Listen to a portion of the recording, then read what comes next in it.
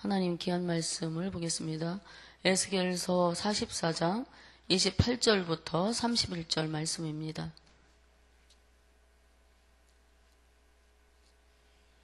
에스겔서 44장 28절부터 31절 말씀 다 함께 읽도록 하겠습니다. 그들에게는 기업이 있으리니 내가 곧 그 기업이라. 너희는 이스라엘 가운데에서 그들에게 산업을 주지 말라. 내가 그 산업이 됨이라. 그들은 소제와 속제제와 속건제의 제물을 먹을지니 이스라엘 중에서 구별하여 드리는 물건을 다 그들에게 돌리며 또 각종 처음 익은 열매와 너희 모든 예물 중에 각종 거제 제물을 다 제사장에게 돌리고 너희가 또 첫 밀가루를 제사장에게 주어 그들에게 내 집에 복이 내리도록 하게 하라. 새나 가축이 저절로 죽은 것이나 찢겨서 죽은 것은 다 제사장이 먹지 말 것이니라. 아멘. 오늘 이 44장에서는요, 특별히 성전에서 봉사하는 제사장들이 지켜야 될 규례와 제사장의 자격, 그리고 그들에게 돌아갈 기업에 대해서 말씀이 기록이 되어 있습니다. 하나님께서는 과거 이스라엘 제사장들이 저지른 죄를 추궁하시고 오늘 이스라엘과 제사장들이 하나님께 등을 돌렸을 때에도 여호와 신앙에 신실했던 사독 자손의 제사장들을 칭찬하시죠. 그리고 그들을 보상하여 주신 반면에 나머지 제사장들에게는 사역을 제한하시는 그런 벌을 내리십니다. 죄를 지은 제사장들에게는 뜰에서 사역을 하게 하고 성전에는 출입하지 못하도록 이제 제한을 하셨죠. 그리고 사독 제사장들은 성전을 출입하며 사역하게 하시고 가장 가까운 곳에 그들을 두신 것을 보게 됩니다. 하나님의 에스겔을 통해서 사독 제사장들이 해야 될 일과 그리고 하지 말아야 될 일, 그런 것들을 규정해 주신 후에 이제 제사장들이 얻을 기업에 대해서 말씀하여 주고 계십니다.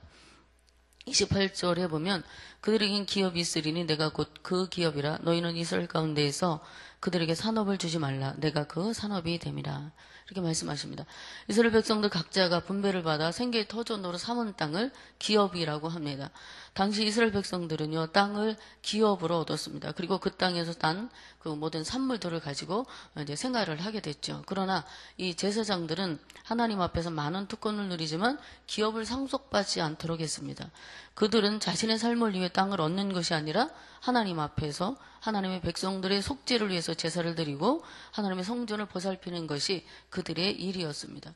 그래서 그 일들을 지속하기 위해서는 백성들로부터 이제 이런 생활의 모든 것들을 공급받아야 하는데 그 공급받는 근거가 제사를 통해서 얻어지는 그런 헌물들이었습니다. 그래서 11조로부터 제단에 올려지는 제물 중에서 하나님이 허락하신 것이 제사장의 산업이 된다라고 말씀하십니다.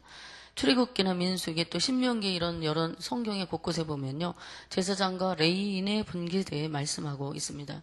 신명기 10장 9절 말씀 읽어드리면 그러므로 레위인은 그의 형제 중에 분깃이 없고 기업이 없고 또 내 하나님 여호와께서 그에게 말씀하신 같이 여호와가 그의 기업이시니라.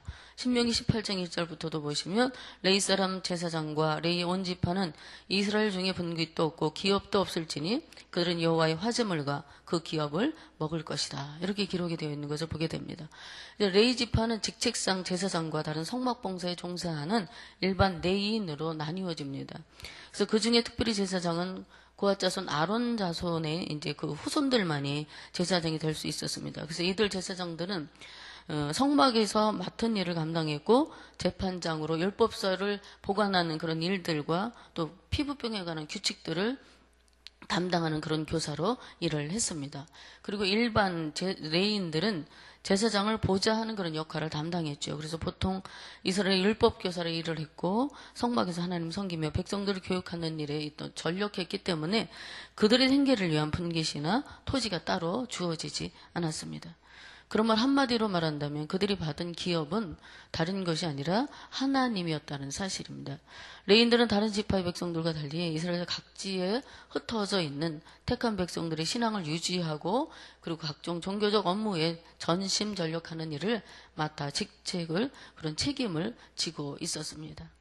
하나님께서는 새롭게 회복될 이스라엘에서도 이런 레위인들의 직무와 함께 다른 지파들이 그들의 생계를 보장하도록 했던 것들을 그대로 지켜나갈 것을 지시하고 계십니다.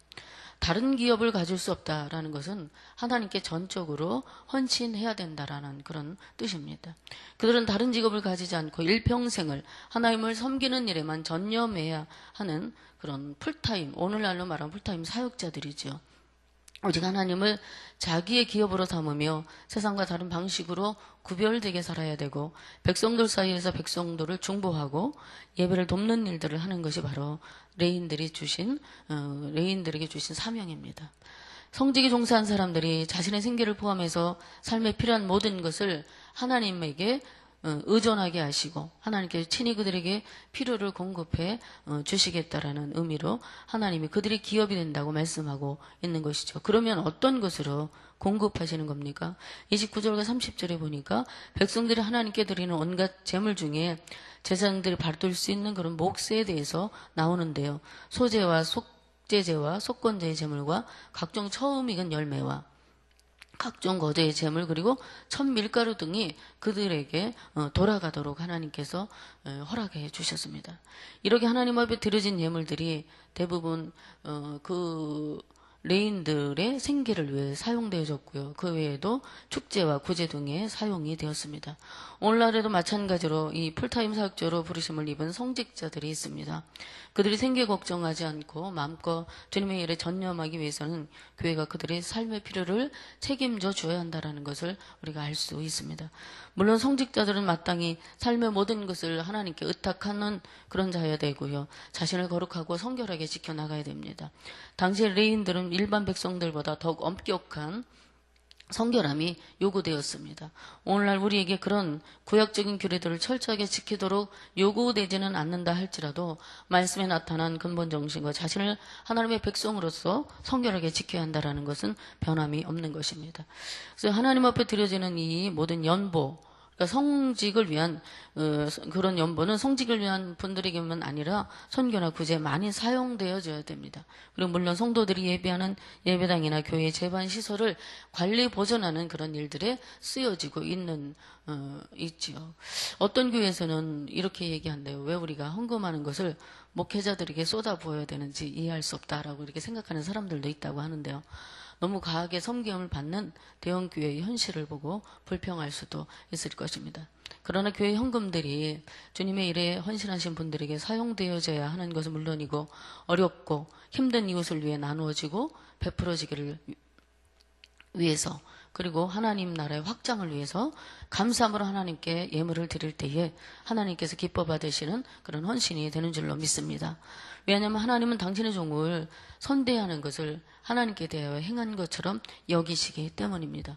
30절 말씀에 보니까 또 각종 처음 익은 열매와 너희 모든 예물 중에 각종 거제 제물을 다 제사장에게 돌리고 너희가 천밀가루를 제사장에게 주어 그들에게 내 집에 복이 내리도록 하게 하라. 성경에서는요, 만물, 이 첫 열매를 가장 귀한 것으로 여기고 있어요. 그래서 거제점 하나님 앞에 올려드리는 그 번제물은 가장 좋은 것을 드려라. 이렇게 말씀합니다. 그러므로 여기서 처음 익은 열매나 거제점을 첫 밀가루는 만물 중에서 가장 좋은 것들을 가리키는 거예요. 하나님께서는 백성들에게 가장 좋은 것을 제사장들에게 줄 것을 명하고 있습니다. 물론 이것은 달리 말하면 하나님께 가장 좋은 것을 바치라는 말씀이죠. 그러나 이 말씀을 오해하게 된다면 성직자들이 대접받기 위해서 좋은 것을 받고자 요구하는 것으로 생각할 수도 있습니다. 그런데 말씀합니다. 성도들이 예물을 드릴 때에 가장 좋은 것을 드리고 드린 예물은 사람에게 드린 것이 아니라 하나님께 드림이 된 것이기에 제사장들이 예물을 드린 손길을 위해 하나님의 축복이 임하기를 기도합니다. 그들의 축복 기도는 예물을 드린 사람에게 다시 하나님이 내려주시는 복으로 돌아가게 되는 것이죠. 근데 이스라엘 자손이 제물을 잘 바치게 되면, 잘 바치지 않으면 어떻게 될까요? 당연히 기업이 없는 레위 사람, 제사장들의 생계가 위험에 빠지게 됩니다. 결국 제사장과 레위 사람들의 생계에 아무런 문제가 없는지의 그런 여부가 이스라엘 자손의 신앙을 엿볼 수 있는 그런 근거가 되는 것입니다. 하나님께서는 출애굽기 34장 20절에 이렇게 말씀합니다. 하나님 앞에 나올 때에 빈손으로 내 얼굴을 보지 말지니라. 만약에 여러분들이 대통령을 만나러 간다고 하면 그때 존경의 표시로 감사해서 예물을 가지고 갈 거예요. 그럼 어떤 것을 가지고 가시겠습니까? 왕에게 바치는 예물은 자기들이 가진 것 중에 또한 준비할 수 있는 것 중에 가장 좋은 것을 가지고 갈 거예요. 만일에 자기들이 가진 것 중에 보잘것없는 것을, 가장 보잘것없는 것을 가지고 가는 사람은 없으리라 여겨집니다. 분명 하나님이 대통령보다 높고 존귀한 분임을 우리는 알고 있어요. 그 하나님 앞에 예물을 드리는데 쓰다 남은 것, 눈먼 것, 또 이런 것들을 하나님 앞에 드리게 된다면 하나님께서 기쁘게 받으실 수가 있겠습니까? 하나님께 드리는 것은 구별해서 드려야 됩니다. 가장 좋은 거, 새 거, 첫 것을 올려드리는 자세는 참으로 귀한 것입니다. 비싼 거, 값진 것을 드리자는 것이 아니고 준비된 마음, 구별하여 거룩한 마음으로 하나님의 감사로 드리는 자세가 필요하다는 것이죠. 죄송합니다만 전에 저희 부모님은 이제 시골에서 계실 때 제가 어렸을 때 과수원을 하셨어요. 그래서 이제 첫 열매를 따요. 복숭아가 뭐 6월 말이나 이렇게 되면 올 복숭아라고 처음 익는 그런 열매들이 있습니다. 그러면 그 중에서 가장 색이 좋고 탐스러운 것을 이제 한 상자 포장을 하시고 먼저 이제 오라버니들 시켜서 목사님 댁에 갖다 드리라고 이렇게 보내드립니다. 하나님의 종에게 먼저 드리지 않고는 자식들에게도 먹이지 않으셨습니다. 헌금을 하셔도 가장 새 돈 고르셔서 성경책 갈피마다 이제 돈을 곱게 이제 펴서 놓았다가 하나님 앞에 드리시기도 했습니다. 그리고 성전 건축하거나 교회에서 무슨 일을 하게 될 경우에 제일 먼저 건축헌금 작정하시고 그렇게 드리시는 구별된 그런 하나님 앞에 드리는 것에 대해서 많이 구별되게 사셨던 것을 제가 기억합니다. 그래서 많은 것을 드린 것이 아니라 최선의 것을 드리려고 하셨던 그런 신앙의 모습을 저희들이 이제 기억하고 있습니다. 어머님들 이제 성미를 뜨실 때에 가족들이 식사를 준비하기 전에 새벽에 일어나시면 기도하는 마음으로 먼저 쌀을 떠서 성미통에 구별해서 놓았다가 그리고 주일에 가지고 가서 드리는 것을 보았습니다. 저희 이제 넷째 오라버니와 다섯째 오라버니가 이제 성결교 장로교 목사입니다. 감사하게도 섬기는 교회에서 성도님들이 목사님들을 아주 귀하게 여겨주시나 봐요. 우리 교회도 물론이지만 우리 교회도 담임 목사님이나 주의 정도를 많이 귀하게 여겨주시잖아요. 그래서 내가 이렇게 감당할 수 없을 만큼 섬김을 받을까, 하나님 왜 나에게 이렇게 섬김을 받게 하실까, 그렇게 생각해 보니까 부모님이 하나님과 주의 정도를 극진하게 섬기신 헌신의 열매를 자신이 받고 있다라는 것을 깨달았다고 합니다. 그래서 하나님의 종은 하나님이 아니지만 그들은 성도님들을 대신하여 하나님 일에 매진하도록 부름을 받았어요. 그래서 여러분들의 신앙 유지와 성장을 위해 그리고 교회와 하나님 나라를 세워가시는 일에 전적으로 그들의 인생을 바치신 분들입니다. 백성들이 하나님께 가져온 것을 제사장에게 돌리게 하는 것인데, 그렇다면 제사장은 백성들 덕분에 먹고 사는 것일까요? 하나님 덕분에 먹고 사는 것일까요? 하나님이 백성들이 가져온 것을 제사장에게 돌리게 하신 것이기 때문에 하나님 덕분에 하나님으로 말미암아 사는 것이 되는 것입니다. 여러분들이 주의 정도를 귀하게 여기는 만큼 더 성실하게, 더 힘을 다해 사역에 전념하게 될 것입니다. 그것은 바로 전능하신 하나님을 잘 섬기는 것이 되는 것이기 때문이에요. 우리가 연보를 드리는 것은 하나님 나라에 대한 통치를 인정하기 때문이고 거룩한 백성이 되었기 때문이죠. 주님께서 말씀하셨어요. 가이사의 것은 가이사에게 바치고 하나님의 것은 하나님께 드리라. 우리가 누구의 통치 아래 있는가를 아는 사람은 하나님의 것을 드릴 때에 감사함으로 드릴 수 있는 것입니다. 오늘 본문 30절에 기록하신 대로 성도님들이 드린 모든 것이 가정과 가문에 복이 임하는 축복의 근거가 되기를 바랍니다. 지극히 작은 소자에게 냉수 한 그릇이라도 대접하는 자에게 상을 잃지 않게 하시겠다는 하나님께서 어찌 우리가 감사로 드리는 이제 성도의 이제 그 손길을 하나님께서 잊으시겠습니까? 하나님께서는 성도들의 헌신을 하나님 자신이 받으신 것처럼 여겨주시고 여러분의 집에 넘치는 복을 부어주실 줄로 믿습니다.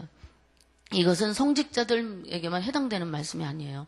오늘날 거룩한 백성이요 왕같은 제사장으로 부름을 받은 하나님의 자녀된 우리 모두에게 주신 말씀입니다. 주의 사랑에 붙들려 주의 일에 헌신하며 오직 주만이 나의 영원한 기업이심을 고백하는 사랑하는 성도들에게 약속하신 말씀입니다.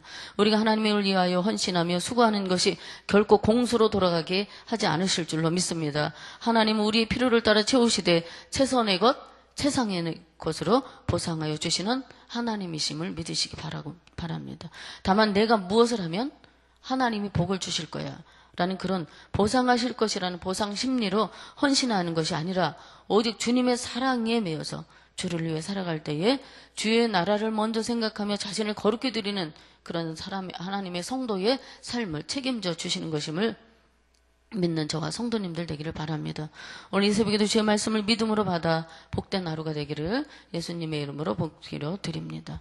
기도하겠습니다. 하나님, 말씀 따라 순종하는 저희가 되게 하시고 하나님 나라를 위해 구별해 드리는 우리 시간과 물질과 헌신을 받아 주실 줄로 믿습니다. 이 새벽을 드리는 주의 백성들의 건강과 자녀와 산업에 풍성한 복을 내려 주옵소서. 감사드리며 예수님의 이름으로 기도하옵나이다. 아멘. 오늘 공동기도문은 봉사입니다. 우리에게 서로 사랑하는 마음을 넉넉히 부어 주옵소서. 교회 안의 작은 교회들을 넉넉하게 축복하옵소서.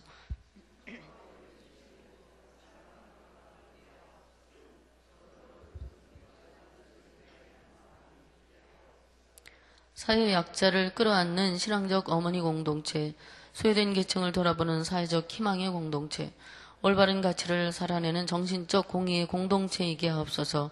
우리 교회가 여기 있어 지역사회와 시대가 복되게 하옵소서. 아멘. 다 같이 주기도문 하시겠습니다.